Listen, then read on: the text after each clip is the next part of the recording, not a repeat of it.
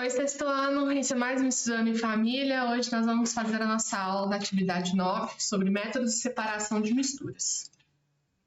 Relembrando os tipos de mistura. Misturas são materiais constituídos por mais de uma substância. Vocês lembram? Temos vários tipos de moléculas. Nós temos as misturas homogêneas, que visualmente elas são uniformes. Visualmente nós só vemos um componente dessa mistura, né? Todo o seu conteúdo vai possuir a mesma composição.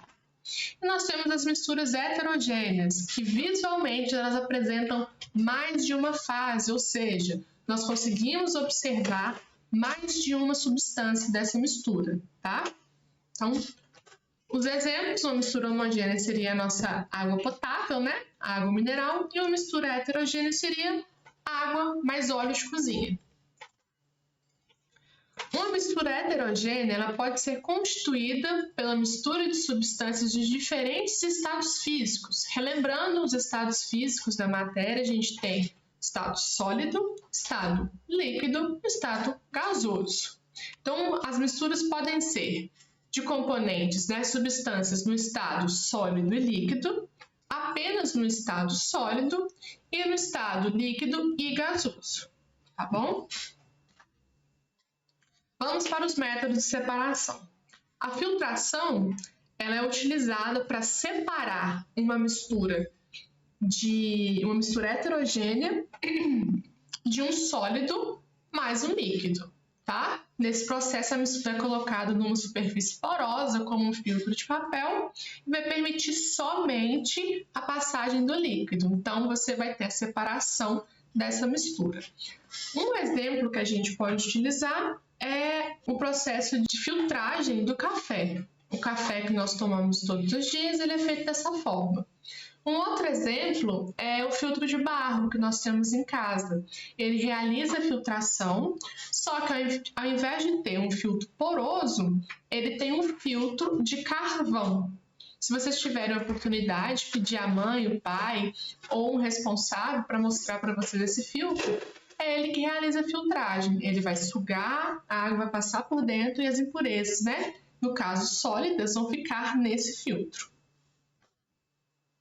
A peneiração era utilizada para separar os sólidos grandes de líquidos, né? De substâncias líquidas, ou sólidos de outros sólidos. Traduzindo, a gente pode peneirar uma mistura, por exemplo, de brita com areia, que de um lado a gente vai ter a areia, né, na parte de baixo, que é as partículas menores, e na parte de cima, na peneira, a gente vai ter a brita.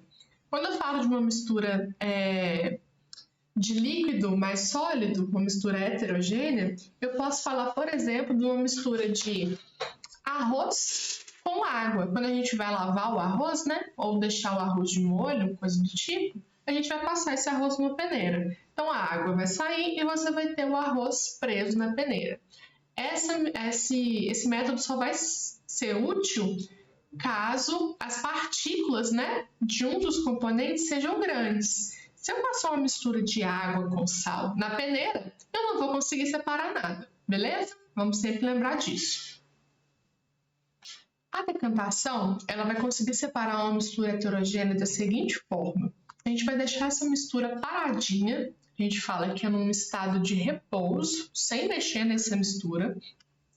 E uma das fases, um dos componentes, vai decantar, ou seja, ele vai se depositar no fundo do recipiente. No nosso exemplo aqui é uma mistura de água com areia. Então, depois de um tempo, essa areia vai para o fundo do copo e a gente vai conseguir fazer essa separação, tá?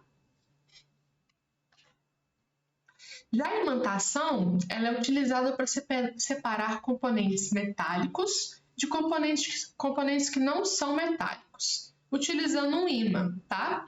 O ímã ele vai utilizar a polaridade dele para atrair os metais, como ferro, como cobre, coisas do tipo, tá? É utilizado muito para separar sucata de materiais recicláveis, a sucata metálica no caso.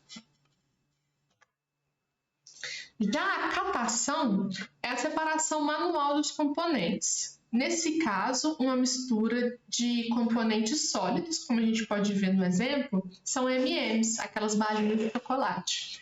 A gente faz a catação quando nós conseguimos diferenciar visualmente os componentes de uma mistura. Então, por exemplo, numa mistura de arroz com feijão, visualmente você consegue separar eles, não é? Então, você consegue separar eles manualmente também. Um exemplo que a gente costuma usar é quando nós vamos catar o feijão, né? Antes do feijão ir para a panela, a gente geralmente tenta catar pedras, galhos, algumas sujidades, algumas sujeirinhas que vêm dentro do pacote de feijão. Esse é um bom exemplo de catação. Agora nós vamos estudar os métodos de separação das misturas homogêneas, aquelas misturas que apresentam somente uma fase. Então, dentro de uma mistura homogênea, nós temos dois componentes. Nós temos o soluto, que é a substância que vai ser dissolvida. Geralmente, ela é sólida. E nós temos o solvente, que é a substância que vai dissolver o soluto. Nas misturas homogêneas, as fases não podem ser observadas. É sempre bom lembrar disso. O solvente universal, nós consideramos, né, é a água. Então, a maioria das misturas que nós fazemos tem como solvente a água. Um dos métodos mais utilizados para separar uma mistura homogênea é a evaporação ou ebulição. Ela é utilizada para recuperar somente o componente sólido da mistura, no caso, o soluto. Quando ela ocorre naturalmente, nós chamamos de evaporação. Ela vai demorar mais tempo. Quando ela ocorre com a ajuda de uma fonte de calor, né? No caso do fogo, nós vamos chamar de ebulição. Nós temos dois exemplos para esse método de separação. A evaporação ela é utilizada nas salinas. Lá eles retiram o sal da água do mar. Então você consegue retirar sal da água do mar através da evaporação. E você também consegue tirar o sal da água do mar através da ebulição. Só que na evaporação esse processo vai demorar muito mais tempo do que na ebulição, porque com o fogo esse processo vai ser acelerado, tá bom? A destilação simples, apesar desse nome complicado, ela é utilizada para separar uma mistura de sólido e líquido. Só que ao invés da gente perder a parte líquida, né, pela evaporação, nós vamos ser capazes de recuperar esse líquido. Vamos prestar atenção nessa imagem aqui.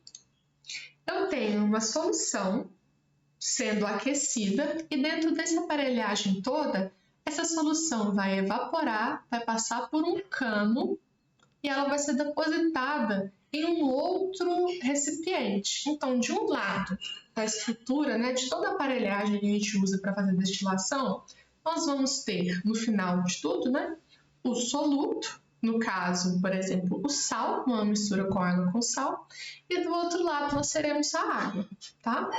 Então, a diferença entre a evaporação e a destilação simples é que na evaporação eu vou perder o líquido. Na destilação simples, eu vou conseguir recuperar esse líquido, beleza?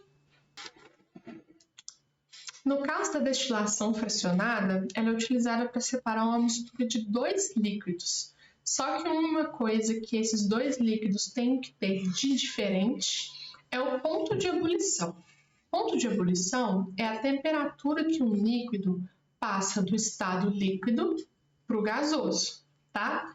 É a temperatura que ocorre essa evaporação. Aqui no caso, esse processo é utilizado muito para se conseguir diversos tipos de produtos do petróleo. A gente vai acompanhar aqui nesse videozinho.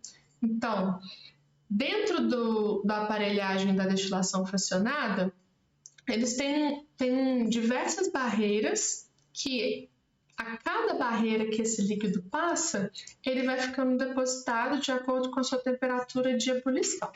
É um processo um pouco mais complexo, então o que vocês têm que saber é que ele é utilizado para separar um, dois ou mais líquidos de uma mistura homogênea, tá?